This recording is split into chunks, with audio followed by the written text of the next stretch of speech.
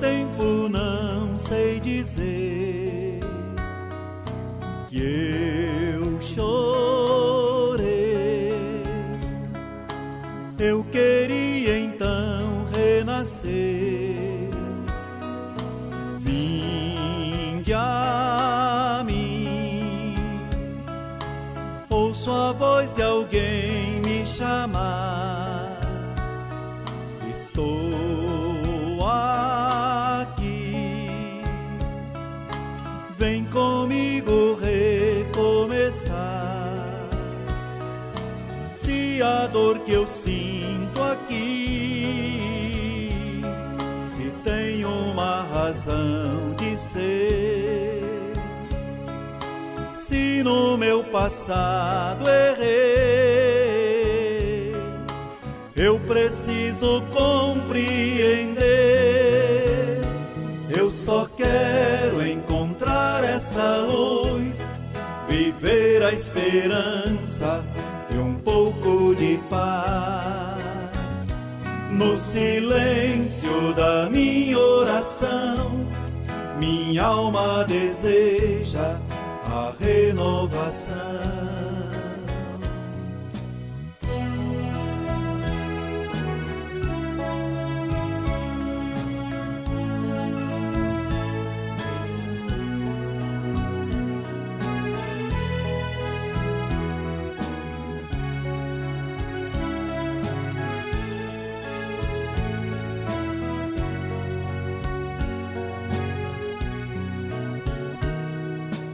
Eu voltei,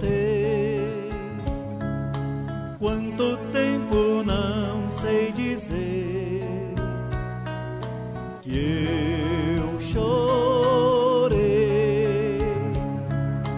Eu queria então renascer. Vinde a mim, ouço a voz de alguém me chamar. Estou aqui, vem comigo recomeçar. Se a dor que eu sinto aqui, se tem uma razão de ser, se no meu passado errei, eu preciso compreender. Eu só quero encontrar essa luz, viver a esperança e um pouco de paz. No silêncio da minha oração, minha alma deseja a renovação. Eu só quero encontrar essa luz, viver a esperança e um pouco de paz. No silêncio da minha oração, minha alma deseja a renovação. Eu só quero encontrar essa luz.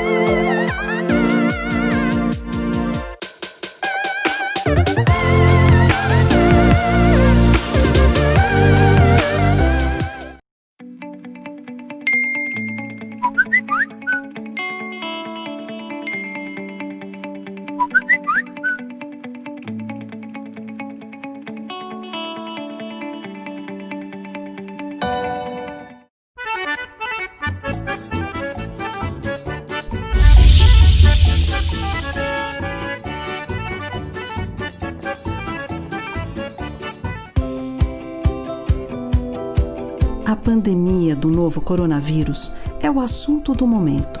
Diariamente, nos encontramos em meio a um bombardeio de informações e opiniões. É natural que você se sinta angustiado. Por isso, limite o tempo que você e sua família passam lendo ou assistindo notícias. Lembre-se de praticar atividades que são boas para o corpo e a mente, como fazer pequenas pausas durante o trabalho, se exercitar, escutar música, manter uma alimentação saudável. Evite o consumo de tabaco, álcool ou outras drogas. Isso pode comprometer seu bem-estar mental e físico. Proteja-se e apoie os demais. Mantenha contato com seus familiares, seus vizinhos ou quem mais precisar de assistência em sua comunidade. Uma comunidade unida cria laços solidários para enfrentar a Covid-19.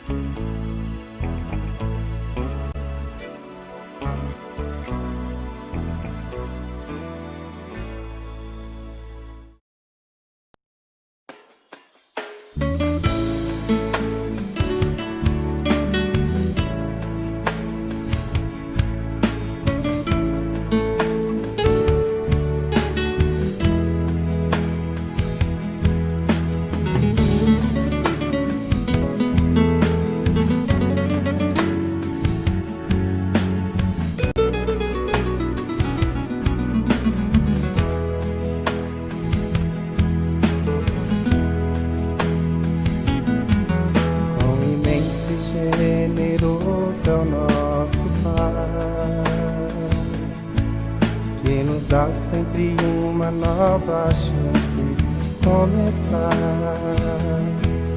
e nos mostra o caminho para ser feliz. E perdoa quantas vezes precisar.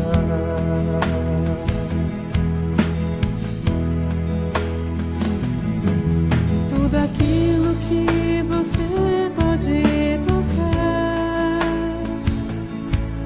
e o que não se pode ver, Ele criou. O universo oferece a nós para merecer. Ele pede simplesmente o nosso amor.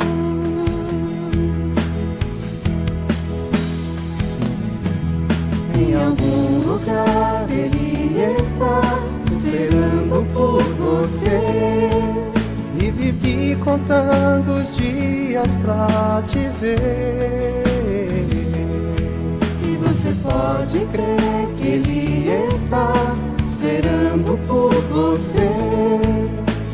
Como um filho que partiu, todos os bens gastou, mas um dia arrependido ao Pai voltou.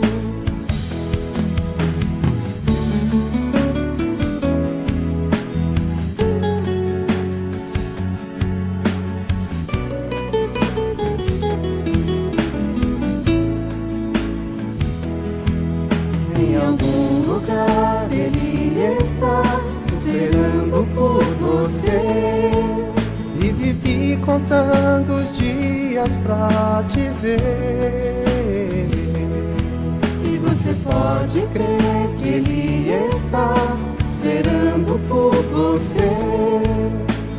Como um filho que partiu, todos os bens gastou, mas um dia arrependido ao Pai voltou.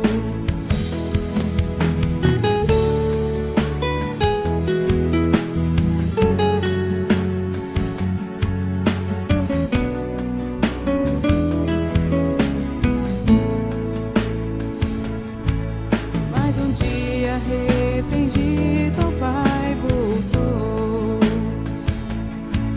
Mas um dia arrependido ao Pai voltou.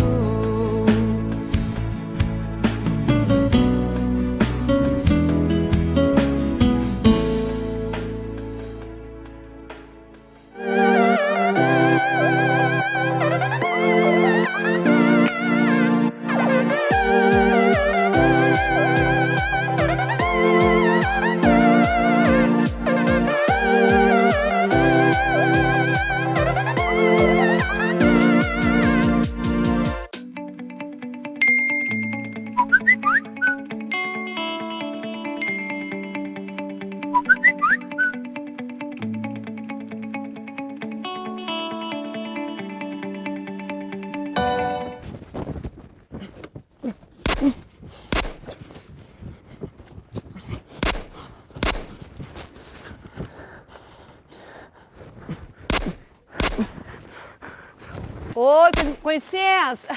E aí, tudo bem? A gente pode ter um papinho rapidinho? Ô, moça, se esconde, moça! Oh, não precisa não, porque a gente não vai ter problema de levar tiro nenhum em você. Você tá querendo morrer, moça? Morrer? De novo? Não. Olha só, se uma bala dessa pegar a gente, vai ser indiferente. Porque a gente já, ó... Sacou? Ué. Cadê esse menino?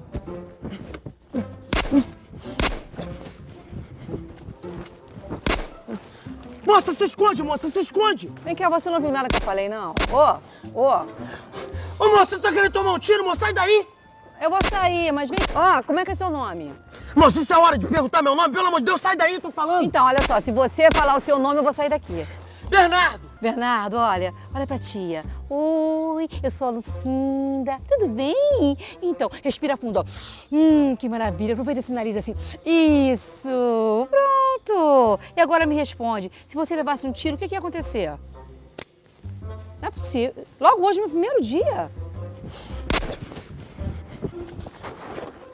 Moça, se esconde, moça! Ai, pelo amor de Deus, Bernardo, vem me escutar. Vem cá, como é que você sabe meu nome, hein? Você que falou agorinha mesmo. Mão na cabeça, moça. Ah, o quê? Mão na cabeça. Ô, querido. Ela é sua. Ai, eu tô aqui pra te ajudar. Você não tá mais entre os vivos, você já desencarnou. Pronto, subiu de novo. Ah, mas já sei o que tá acontecendo. Hoje é meu primeiro dia, vocês resolveram fazer um trote comigo aí em cima, né? Tá todo mundo rindo. Moça, cuidado. Cuidado, moça. Mão na cabeça. Quê? É isso mesmo, sua chefona aqui. Você perdeu, mano. Mão na cabeça. Não, deita no chão, bota a mão pra trás, Não vambora. tem medo disso não, Não me mata não, moça, não me mata. Você já tá morto. Ai, meu Deus, não, por favor. Não, eu não quis falar isso num tom de ameaça, não, que você já desencarnou há tanto tempo, mas você tá aí revivendo a sua morte todos os dias, sabe como no loop? O tempo todo. Você tem que se livrar disso, deixa rolar. Let it go, entende? Let it go, let it go, não posso mais let it go. Ai, não é possível, a gente sumiu de novo, né? Alguém pode dar pausa nesse menino? Ô, pause. Meteu um controle aí? Aqui já morreu, bateu as botas. Tem 8 letras, começa com B e acaba com Nardo. Muitas felicidades, muitos anos de vida. Não, de vida não, porque você já, ó. Você desencarnou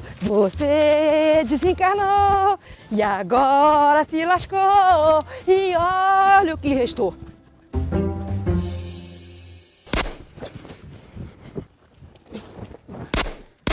Cuidado, moça, cuidado. Ai, eu vou desistir de você, Bernardo. Não tá dando mais não, vou pedir ajuda. Cuidado, moça.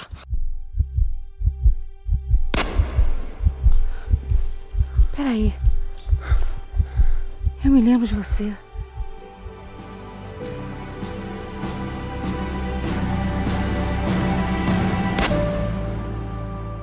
Você me salvou. Eu me lembro. Já tem tanto tempo. Corre, menina, corre que eu levei um tiro. Não se preocupa. Eu vou te levar pro hospital, vai ficar tudo bem. É por isso que me deram logo de cara um abacaxi desse pra descascar. Não era um trote, era um presente. Abacaxi? Oh, não, desculpa, não foi isso que eu quis dizer não, forma de falar, tá? É que é meu primeiro dia como mentora. Me deram um pudim, delicioso.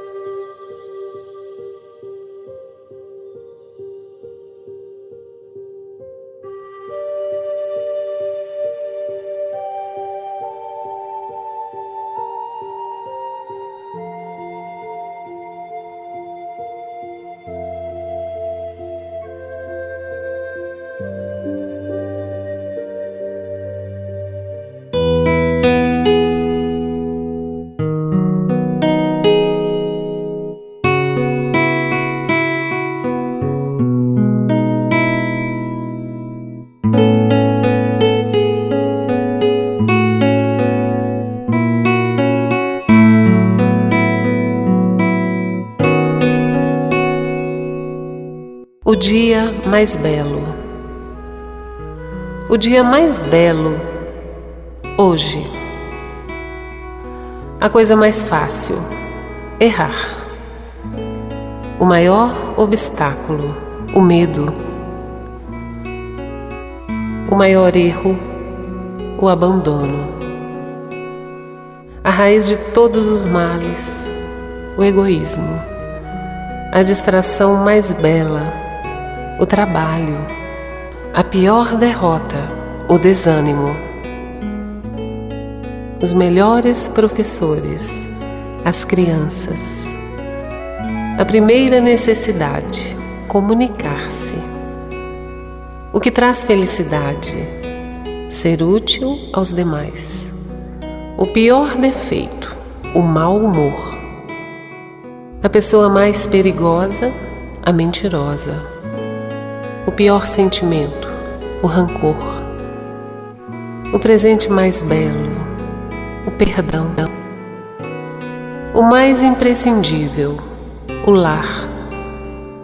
A rota mais rápida, o caminho certo.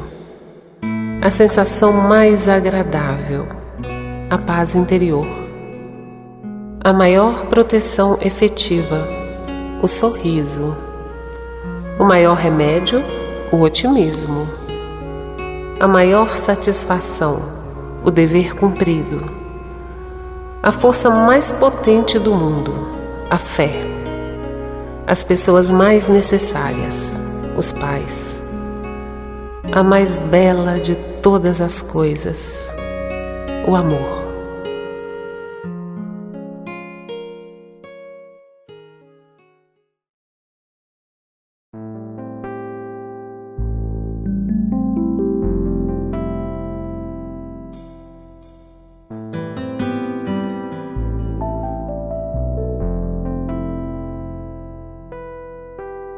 Olá, amigos da TEB TV. Estamos iniciando mais um programa da série Estudo do Evangelho à Luz do Espiritismo. Estamos dedicando uma série de programas aos estudos das parábolas de Jesus contida no Evangelho segundo o Espiritismo. E hoje vamos explorar a parábola da figueira que secou. Para isso, nós estamos aqui hoje com os companheiros, o Marcos Bragato, o Edmar Júnior, o Saulo César e a companheira Ivete. Nós vamos então começar as nossas considerações, começando lendo o texto, né? E vamos pedir ao Edmar que nos faça, por favor, a leitura do texto. A parábola da figueira que secou, ela se encontra no Evangelho, uma das citações em Marcos, capítulo 11, versículos de 12 a 14 e de 20 a 23. E ela foi inserida de forma muito sábia por Allan Kardec no capítulo 19, um capítulo belíssimo intitulado A Fé Transporta Montanhas. Esse capítulo, A Fé Transporta Montanhas, ele nos traz itens como o poder da fé, a fé religiosa, a condição da fé inabalável, a própria parábola da figueira que secou. E como todos nós sabemos, a grande maioria dos capítulos do Evangelho segundo o Espiritismo ele é estruturado. Kardec pega um ou mais trechos do Evangelho, tece comentários, depois, através desses diversos itens que são julgados importantes, depois conta com o auxílio dos Espíritos, onde tem a instrução dos Espíritos, onde os Espíritos se manifestam por meio dessas mensagens, nos auxiliando a entender a essência do capítulo. E o item que nós vamos trabalhar é o item 8, que se intitula Parábola da Figueira que Secou. Vamos ao texto. Quando saíam de Betânia, ele teve fome, e vendo ao longe uma figueira, para ela encaminhou-se, a ver se acharia alguma coisa. Tendo-se, porém, aproximado, só achou folhas, visto não ser tempo de figos. Então, disse Jesus à figueira, que ninguém coma de ti fruto algum, o que seus discípulos ouviram. No dia seguinte, ao passarem pela figueira, viram que secara até a raiz. Pedro, lembrando-se do que dissera Jesus, disse, Mestre, olha como secou a figueira que tu amaldiçoaste. Jesus, tomando a palavra, lhe disse, tende fé em Deus. Digo-vos, em verdade, que aquele que disser a esta montanha, tira-te daí e lança-te ao mar, mas sem hesitar no seu coração crente, ao contrário, firmemente de que tudo que houver dito acontecerá, verá que, com efeito, acontece. Marcos, capítulo 11, versículos 12 a 14 e 20 a 23. Essa parábola ela é fantástica, né? Ela tem um texto muito profundo, muito bonita, e ela tem assim uma diversidade de caminhos que a gente pode seguir para poder interpretá-la. Então, talvez o nosso desafio maior aqui vai ser escolher esse caminho, né, Saulo? Então, nós vamos ver que Jesus usou aqui uma figueira, uma árvore, a natureza, né? Para poder dar a sua lição naquele dia para aqueles que estavam junto com ele.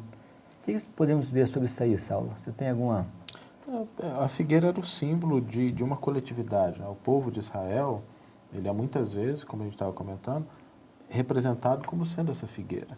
Então, a gente pode entender essa figueira como sendo no duplo aspecto da coletividade, de uma coletividade, e é interessante porque ele fala de uma figueira que já tem folhas, que apesar de não ser tempo de figo, ela já tem algo, que era exatamente a posição que o povo hebreu ocupava naquele momento histórico, que era um povo que já tinha a concepção do Deus único, já tinha uma base de entendimento espiritual mais desenvolvida e que Jesus se aproxima para ver se tinha algo nela. Ou seja, já aparentava, já tinha essas folhas que demonstravam que havia algo dentro dela. Chamou atenção pela aparência, né? Chamou atenção pelas folhas, né? As folhas que ele olhou de longe e viu aquela árvore, né, já com as folhas. Aqui fala que quando saíram de Betânia, ele teve fome. Bom, ele tinha saído de Betânia. Betânia não é tão longe, né? 3 quilômetros. Quer dizer, deveria ter se alimentado, feito um baita um café da manhã. Que fome será que ele está se referindo aqui? Será que é a fome de comer alguma coisa, uma fome física, uma fome fisiológica? Que fome é essa? Acho que tudo no Evangelho é simbólico. Né? Tem Tem esse duplo sentido, né? Você... Não, esse simbolismo é muito forte, né? Voltando um pouco na questão da figueira, lá em Deuteronômio, no Antigo Testamento, o figo é considerado um fruto sagrado para os judeus, né? É um dos 7 frutos que crescem na terra prometida. Então, como o Saulo colocou, né, Jesus, quando vai se reportar a essa coletividade, ele tem esse cuidado, né, dos mínimos detalhes, de voltar, né, lá no Antigo, para que todos entendessem, né? Agora, nessa concepção de que a figueira tanto pode representar o povo como também as pessoas, né? Então, essa fome, né, quando Jesus busca a figueira, então, nesse simbolismo, né, ele vem, na verdade, em busca de algo que ele já vislumbrava naquela figueira, né? Então, é preciso fazer essa transposição, né? Não se ater tanto à figueira, mas aí nós nos colocarmos realmente no lugar da figueira. Eu acho que essa fome, ela representa uma necessidade, né? Então, Jesus estava passando, teve ali uma necessidade e aquela figueira não era época de figos, né? Mas ela se destacava, ela estava cheia de folhas. Então, já que ela se destacava das demais, ele se aproximou para ver se ela teria algo, né? Para atender aquela necessidade. Para atender. Então, o que chamou a atenção foi o quê? Ela, no meio de todas as outras árvores, estar diferente. Está precoce, né? Está apresentando, está com uma aparência de quem já tinha algo a oferecer, né? Para quem já sentiu fome, sabe que a fome materializa muito em nós uma vontade, né? E neste capítulo, ele tem o item a fé humana e a fé divina, ele traz que quando se tem fé, isto é, a vontade de querer. Então, estava materializando uma vontade pessoal do Cristo, mostrando que Cristo tinha uma fé e uma vontade de querer. Ele estava buscando algo para satisfazer essa necessidade dele. Então, ele está nos materializando cada vez mais um pouco esse entendimento de fé. Essa vontade de querer algo, de acreditar que algum local tem algo que possa suprir a sua vontade, a sua necessidade. Bom, aí nós vamos procurar focar mais nessa questão aí ecológica, né? Porque Jesus era um professor, era um mestre, né? Ele dizia, mestre, sim, eu sou, né? E você imagina você andando num local quase que deserto, né? Um local com muitas figueiras, e de repente você está andando ali com os seus discípulos, pessoas que você quer deixar para eles, que estavam próximos já, inclusive, né? Isso foi uns dias quase já dele. Talvez foi numa segunda, numa terça-feira, que antecedeu o dia, né, da crucificação dele. E ele querendo preparar o pessoal para deixar, o pessoal preparado ali, né, então ele dá mais uns seus últimos ensinamentos. Então imagina só esse professor tem essa capacidade de ver uma árvore no meio das outras, sacando, vamos correr lá. Com certeza ele sabia que lá não tinha figos, não é verdade? Mas ele foi lá, levou, tá aqui, vamos ver se tem algo. E aí tirou essa grande lição que essa parábola nos traz. Uma parte da passagem que me chama muita atenção é que fala que quando Jesus, teve fome, ele vendo ao longe uma figueira, para ela encaminhou-se. E esse ao longe tem muito significado, porque geralmente aquilo que nós enxergamos à distância, nós não temos a capacidade de observar os detalhes, de fazer diferenciações de características que podem nos diferenciar às vezes, né, de mostrar a realidade dos fatos. E ele vendo ao longe, algo chamou a atenção. E assim ele se encaminhou até a figueira. Porque a figueira já tinha folhas, né? Quando a gente olha o texto, ele diz, vendo ao longe uma figueira com folhas, né? Por que o texto destaca as folhas? Porque isso chamou a atenção, né? Aquela figueira tinha algo que na aparência já chamava a atenção, que a colocava diferenciada, que era, de novo, a posição do povo judeu naquela hora. Algo externo já diferenciava e que era possível observar ao longe. E chamava, era quase que um convite, né? Chamou a atenção. Muito. E o convite da necessidade, né, como o Zé Luiz estava falando. O convite da necessidade que, diante de uma situação, busca algo para satisfazer. Bom, vamos continuar comentando essa parábola. Vamos chamar um pequeno intervalo, já nós voltaremos.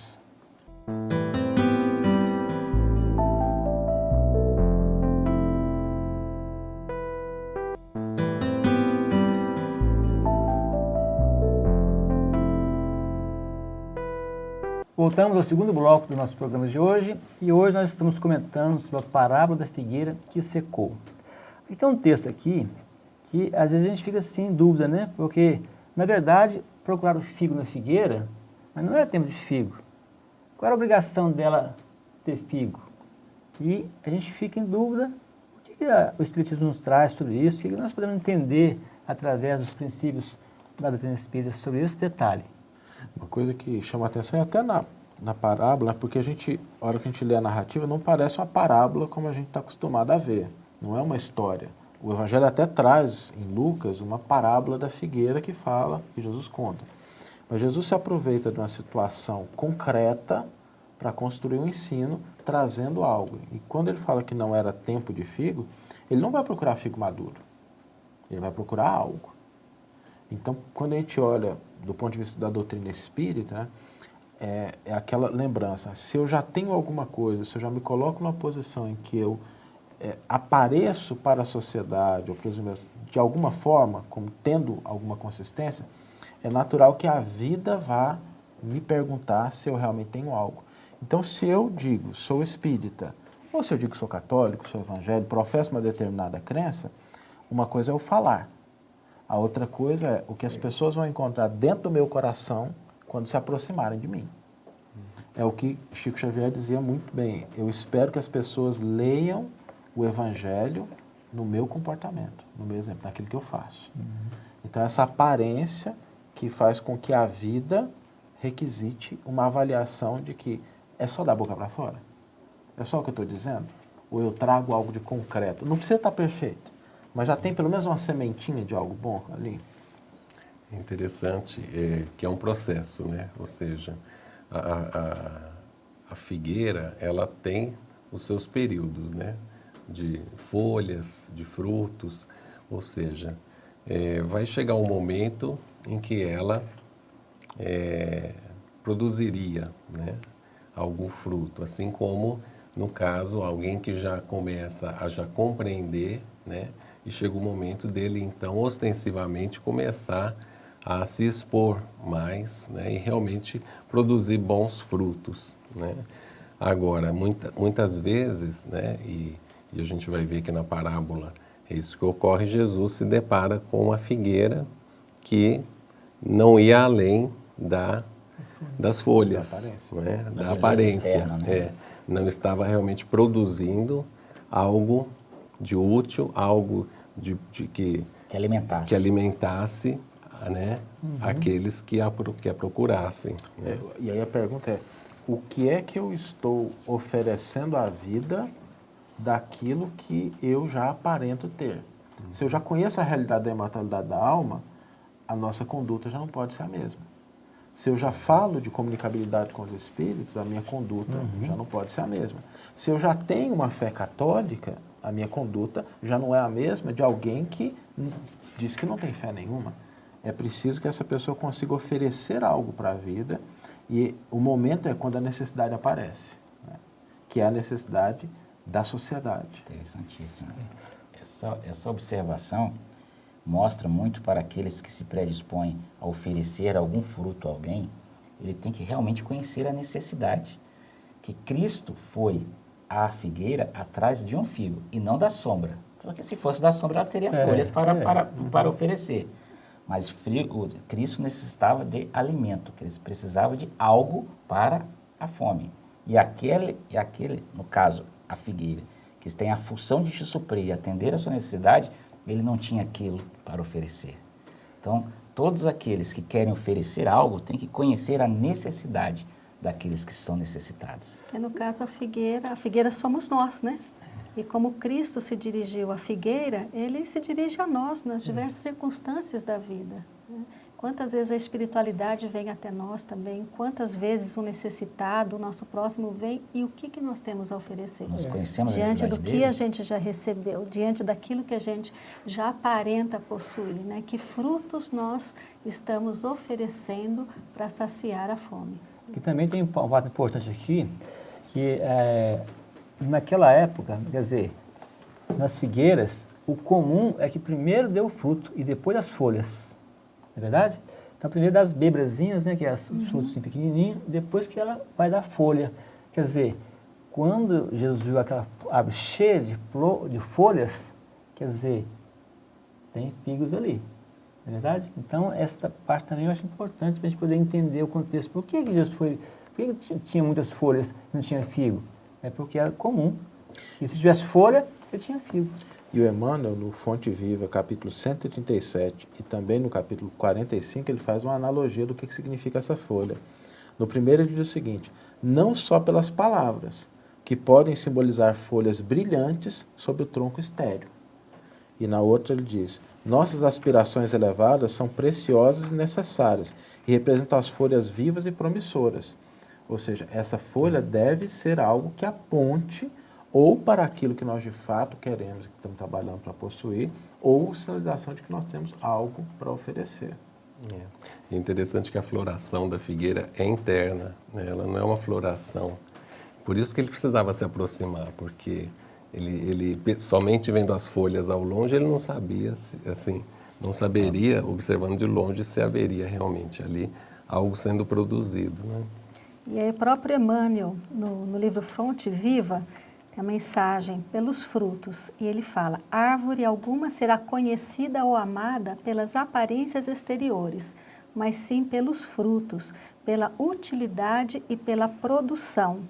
E assim também o nosso espírito em plena jornada.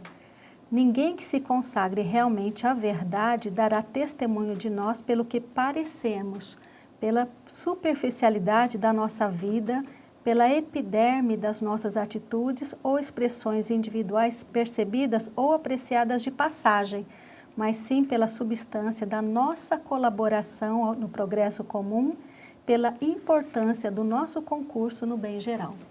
E a doutrina espírita nos mostra, quando ela revela a realidade do plano espiritual, que quando nós retornarmos para lá, o que vai representar é o que nós temos dentro da gente. Porque aqui a gente pode envergar a aparência. Aqui a gente pode parecer, simplesmente porque o contexto facilita isso. Né?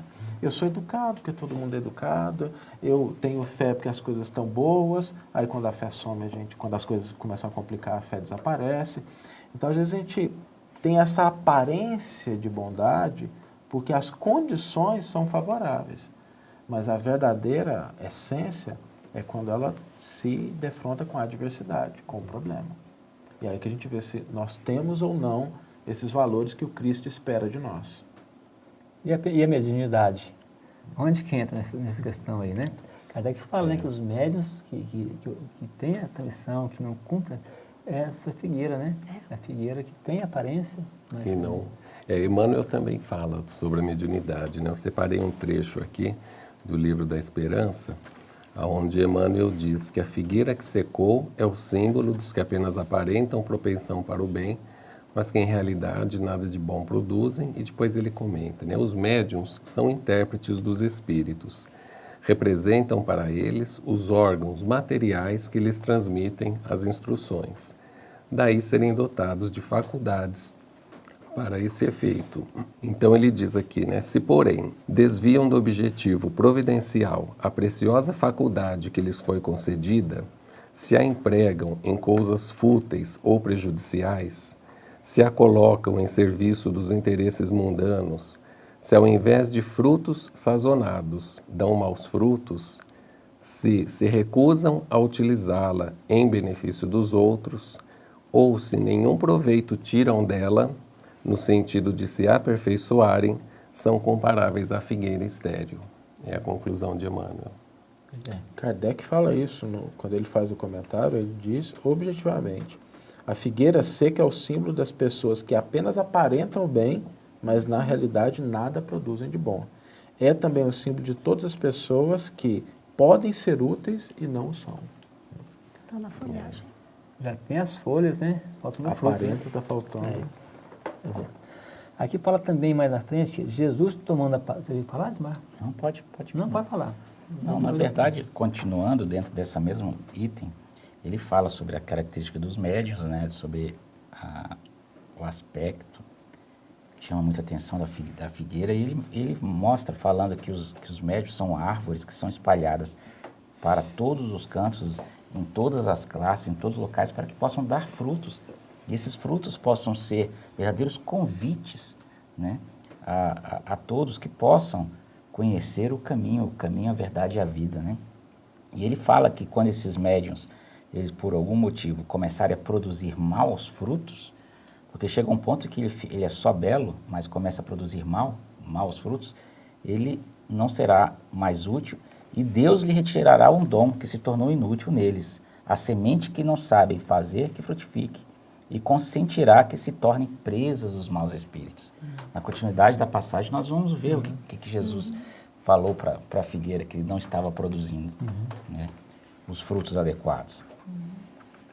Pois é. Então, o que eu te falo antes desse trechinho, está aqui, Pedro lembrando-se de que dissera Jesus, Jesus disse, Mestre, olha como secou a figueira que tu amaldiçoastes.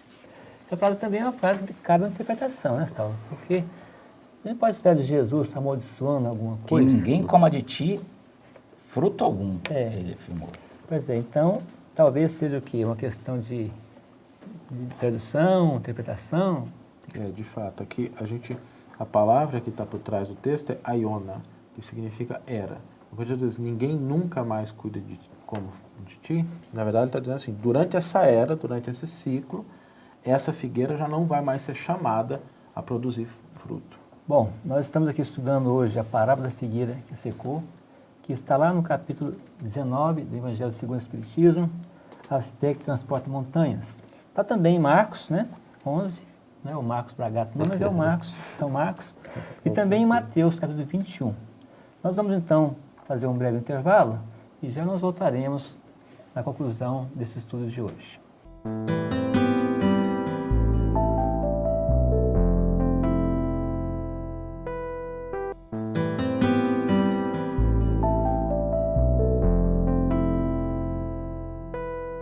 Voltamos com o terceiro e último bloco do nosso programa de hoje, o estudo do Evangelho à luz do Espiritismo. E o estudo de hoje foi dedicado à parábola da figueira seca ou a parábola da figueira que secou. Tem outros nomes também, né, Saulo? Não podemos confundir com a figueira estéril, que já é uma outra figueira, né? Já é uma outra passagem. Essa sim, né? Seria uma parábola.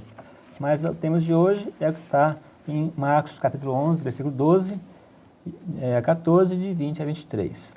Vamos continuar então, nesse último bloco, fazendo as conclusões do nosso estudo de hoje. Acho que embora essas tenham parábolas e passagens diferentes, elas apontam para o mesmo sentido, né? Que é o que eu posso oferecer, o que eu já tenho para oferecer quando Cristo se aproximar de mim. Esse aqui é um ponto que a gente deve refletir, que é a atenção para a qual o texto chama. Mas se eu sou a figueira, quem é esse Cristo? Essa é uma pergunta, né? Que está se aproximando. É que a gente poderia, se Jesus aparecesse na minha frente, eu faria tudo para ele, né? Não deixaria nada, é Jesus. Mas tem uma passagem do Evangelho que Jesus responde essa pergunta, porque ele diz assim, tive fome e me deste de comer. Tive frio e me vestistes. Estive preso e foste me visitar. E as pessoas que ouvem Jesus falando daquele jeito se assustam. Falam, mestre, quando é que você esteve nessa situação? E aí a passagem é um pouco mais longa, mas ele conclui dizendo assim, tudo o que fizerdes a um desses mais pequeninos, é a mim que o fareis. Então a gente pode fazer a interpretação de que quando alguém estende a mão precisando de algo que nós podemos oferecer, nós podemos entender que é o próprio Cristo estendendo a mão, pedindo que a gente já dê aquilo que a gente já aparenta poder ofertar. Ou seja, o Cristo, ele sempre está próximo de nós, né? Nós é que, na nossa cegueira, na nossa condição evolutiva, é que não muitas vezes nos apercebemos, né? Porque quando um irmão desses se aproxima de nós, nós sempre vamos ter a opção da escolha, né? A escolha de retribuirmos, estendermos a mão ou não. Muitas vezes não retribuímos, né? Recolhemos os braços, né? Então nós temos a escolha e aí, conforme as nossas escolhas, é que nós vamos então conseguir perceber melhor a presença do Cristo que sempre está ao nosso lado. Eu acho isso uma reflexão importante porque talvez uma das grandes dificuldades da nossa era seja sentir Deus próximo de nós, sentir a divindade próxima. Mesmo com a figura do Cristo a gente fez isso. A gente começou a colocá-lo num pedestal tão alto que a gente já não enxerga a presença do Cristo no cotidiano das nossas vidas. E aí a gente não se sente responsável por uma atitude diferente. E o Espiritismo nos mostra que Deus atende as criaturas através das criaturas. É através das nossas relações que nós vamos manifestando essa presença divina que existe em mim para o outro e que eu recebo do outro isso também. Então, todas as vezes que a gente está numa situação concreta, nós estamos ali porque a divindade nos colocou naquela situação e que nós temos a possibilidade de oferecer algo para que aquela situação se torne melhor. Que seriam os frutos da alegria, da paciência, da tolerância, né? Daquele que aparece necessitado de alguma coisa. Lembrar sempre que a semeadura, ela não é obrigatória, né? Agora a colheita é. Então nós temos que ver que nós estamos colhendo o quê? Agora, interessante também é que a folhagem, ela é um estágio, né? Depois da folha vem o fruto. Então, o problema não é ter a folha. O problema é estacionar naquele estágio, não evoluir para o fruto, né? Então, quantas vezes a gente estaciona também no estágio, adiando as oportunidades de realização, de atendimento, né? De oferecer esses frutos que já temos condições de oferecer, né, para as pessoas, para quem está ao nosso lado. Então, é uma reflexão assim, muito profunda, principalmente para nós que já recebemos tanto, né, que temos, né, a responsabilidade em vista do conhecimento que já recebemos. E vamos assumir essa responsabilidade, né? E aí vem toda a ação, né, das leis naturais, das leis divinas, porque o progresso é uma lei natural. Então, o que seria o esperado que nós, né, cumpríssemos as etapas de folhas, das folhas, dos frutos, mas quando nós, né, aí, valendo-nos do nosso livre-arbítrio, muitas vezes, né, optamos por um outro caminho, que não aquele que seria o natural, então aí nós realmente nos colocamos numa situação de não naturalidade, né? Porque o que Deus espera de cada um de nós é que nós realmente caminhemos para frente, né? E não estacionemos.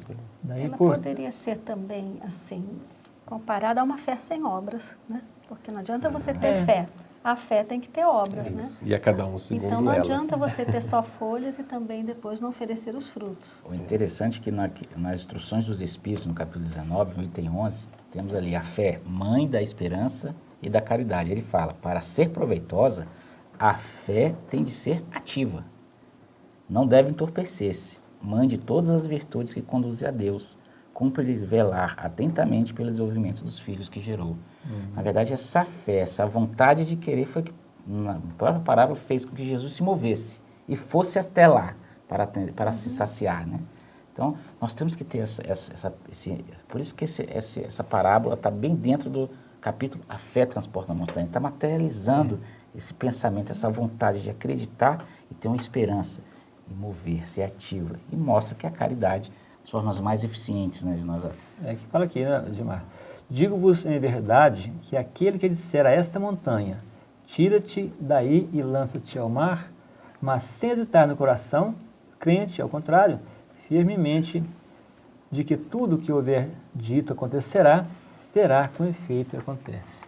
Então, a gente, às vezes, falta, né, a fé. A gente fala tanto que tem fé, mas às vezes nossa fé está ainda tão miudinha, né? É uma fé circunstanciada. Né? Talvez o grande mostarda está grande ainda, né, para a nossa fé. Mas eu queria também colocar a importância que é das pessoas que fazem palestras, né? Esses pastores que fazem os sermões, os padres da igreja, porque o que ele fala ali, ele está levando aquilo ali, né, para todo o seu público, de modo geral, digamos assim, seus fiéis. E aí, ele está só falando da boca para fora ou será que ele pratica aquilo de verdade? Essa é uma questão que a gente tem que refletir sobre ela. Né? E essa é interessante pelo local onde o encontro se dá, onde a cena se dá, que é a margem de uma estrada. Ou seja, não é dentro de uma sinagoga, que é a igreja da época. Né? Porque às vezes dentro do centro espírita, dentro da igreja, dentro da comunidade, é muito fácil a gente ter aquela... Não, é ótimo, as pessoas favorece. Mas a grande prova que Jesus nos mostra nessa passagem é na rua. É onde a gente está no nosso cotidiano. É ali que, de fato, a gente vai aferir se realmente a gente tem esses valores ou se não. Se a gente só age bem porque todo mundo está agindo bem. A gente no centro espírita é uma maravilha, abraço para cá, abraço para lá, meu amiguinho, meu irmãozinho, né? Tudo no diminutivo, né? Chega lá fora, um cara sai no trânsito, o cara dá uma fechadinha, igual você fala, fechadinha fraterna, né? O que acontece? Mas eu queria só contar aqui uma pequena história que vocês devem conhecer, porque circula muito no meio espírita, daquele palestrante que ia numa casa e falava bonito, maravilhoso, e tinha um senhor já idoso que sentava-se nas primeiras fileiras. Ele é um frequentador assíduo desse palestrante. Mas com o tempo, esse palestrante sentiu a falta desse senhor ali e perguntou ao pessoal da casa, não, ele faleceu e tal. E passou pouco tempo, né, como é de comum acontecer, né, ele também veio a falecer. Chegando no mundo espiritual, ele observou que o senhor estava num degrau maior que o dele. E ele então questionou, mas como é que pode eu fazer palestra, ele me ouvir aqui? Pode ir lá, conversa com o velhinho. Ele foi. Aí, escuta, me explica isso aí, eu não entendi, que eu fazia palestra, você me ouvia, ou você está aqui num lugar mais alto que eu, mas quando você falava, no outro dia eu saía e ia aplicar. Você falava. Emmanuel tem uma frase muito forte sobre isso, que ele diz assim, é por louvá-lo a Cristo nos templos e menoscabá-lo nas ruas é que temos fracassado 1000 vezes. E é por isso que Paulo também coloca, né, a caridade como a maior das virtudes, porque a caridade pressupõe essa atitude, essa ação, como diz Joana de Ângeles, né, é a ação no bem movida pelo combustível do amor. Então, embora a fé seja importante, a confiança plena no Cristo, em Deus, a esperança que a gente nunca deve perder. Mas se nós não tivermos caridade, nós podemos ter fé, esperança e não sairmos do lugar. Né? E essa montanha? Pode dizer a esta montanha, tira-te daí para ir, lança ao mar. Que montanhas são essas, gente? A gente podia falar um pouquinho sobre essa questão das montanhas? A montanha mesmo de ferro, montanha de terra, montanha de quê? Tem uma mensagem aqui do Emmanuel no livro Mais Perto, chama-se Alcancemos a Luz. Aí ele fala, montanhas empedradas de revolta e indisciplina inclinam-nos para os despenhadeiros do sofrimento.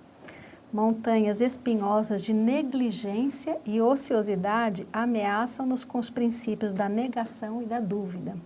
Montanhas de leviandade e insensatez induzem-nos a cair nos desvãos do tempo perdido. Montanhas de débitos e aflição que formamos com os resíduos dos próprios erros no curso dos milênios incessantes desviam-nos o espírito para a inutilidade e para a morte. Então, essas são as montanhas. Algumas montanhas, né? Algumas montanhas. O detalhe que ele pede para fazer isso de uma forma bem específica. Ele fala que é sem hesitar, que é firme, inabalável. Este capítulo, uma das grandes missões desse capítulo é mostrar que a fé, a verdadeira fé, ela é inabalável. E a fé inabalável ela tem características, né?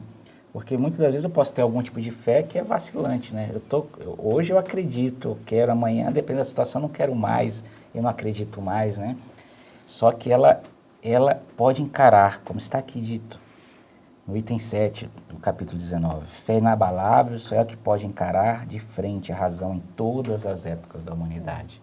Quando nós conquistarmos essa fé inabalável e tivermos a certeza e a firmeza, crente, com o coração aberto, sem hesitar, poderemos fazer tudo. Daremos frutos e não só folhas. Né? Não foi à toa que cada pôs esse texto como epígrafe do Evangelho segundo o Espiritismo, né? A fé inabalável só é aquela que pode encarar a razão face a face em todas as épocas da humanidade. Pessoal, mas o nosso tempo acabou. Nós terminamos mais um programa da série Estudo do Evangelho segundo o Espiritismo. Agradecendo a presença de vocês aqui no estúdio e a você, amigo, que está nos assistindo. E deixamos o convite para que você possa continuar assistindo os nossos programas.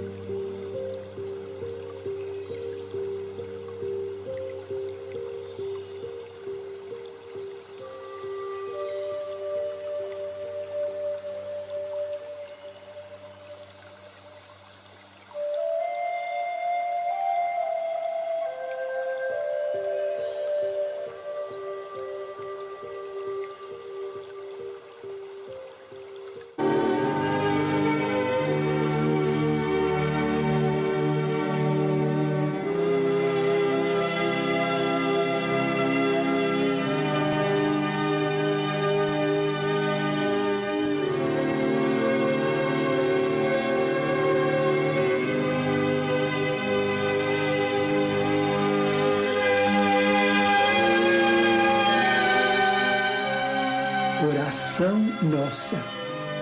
Senhor, ensina-nos a orar sem esquecer o trabalho, a dar sem olhar a quem, a servir sem perguntar até quando, a sofrer sem magoar, seja quem for, a progredir sem perder a simplicidade, a semear o bem sem pensar nos resultados, a desculpar sem condições, a marchar para a frente sem contar os obstáculos, a ver sem malícia, a escutar sem corromper os assuntos, a falar sem ferir, a compreender o próximo sem exigir entendimento, a respeitar os semelhantes sem reclamar consideração, a dar o melhor de nós, além da execução do próprio dever, sem cobrar taxas de reconhecimento.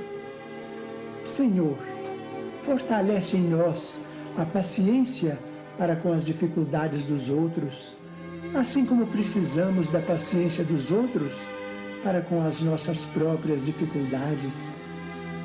Ajuda-nos para que a ninguém façamos aquilo que não desejamos para nós. Auxilia-nos, sobretudo, a reconhecer que a nossa felicidade mais alta será, invariavelmente, aquela de cumprir-te os desígnios, onde e como queiras, hoje, agora e sempre.